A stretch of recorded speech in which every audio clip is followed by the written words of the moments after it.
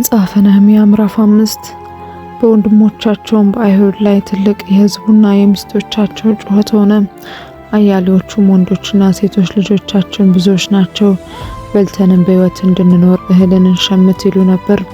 አያሌዎቹም ከራብ የተነሳ እህልን እንሸምት ዘንድ እርሻችንና ወይናችንን ቤታችንንም አስይዘናል ይሉ ነበር። ሌሎቹም ለንጉሱ ግብር እርሻችንንና ወይናችንን አስይዘን ገንዘብ ተበድረናል።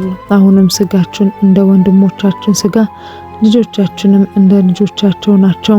እነሆም ወንዶችና ሴቶች ልጆቻችን ባሪያዎች የሆኑ ዘንድ ሰጥተናል።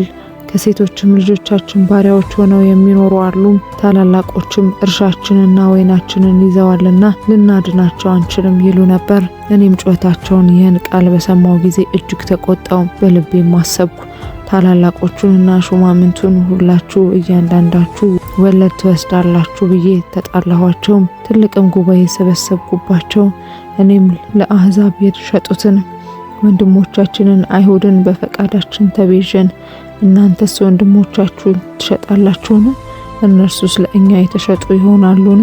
አልኳቸውም። እነርሱም ዝም አሉ፣ መልስም አላገኙም። ደግሞም አልኩ፣ የምታደርጉት ነገር መልካም አይደለም። ጠላቶቻችን አሕዛብ እንዳይሰድቡን አምላካችንን በመፍራት ትሄዱ ዘንድ አይገባችሁምን? እኔም ደግሞ ወንድሞቼም ብላቴኖቼም ገንዘብና እህል ለእነርሱ አበድረናል። እባካችሁ ይህን ወለድ እንተውላቸው።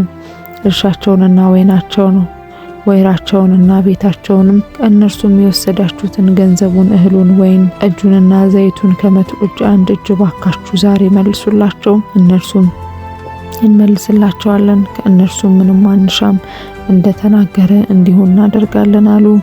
ካህናቱንም ጠርቼ እንደዚህ ነገር ያደርጉ ዘንድ አማልኳቸው። ደግሞም ልብሴን አራገፍኩና ይህን ነገር የማያደርገውን ሰው ከቤቱና ከስራው እንዲሁ እግዚአብሔር ያራግፈው፣ እንዲሁም የተራገፈና ባዶ ይሆን አልኩ። ጉባኤውም ሁሉ አሜን አሉ፣ እግዚአብሔርንም አመሰገኑ። ሕዝቡም እንዲሁ ነገር አደረጉ።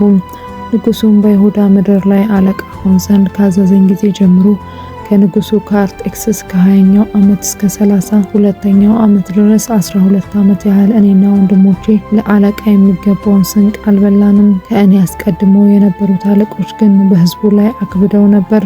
ስለ እንጀራውና ስለ ወይኑ 40 ሰቅል ብር ይወስዱ ነበር። ሎሌዎቻቸውም ደግሞ በሕዝቡ ላይ ይሰለጥኑ ነበር። እኔ ግን እግዚአብሔርን ስለፈራው እንዲህ አላደረኩም።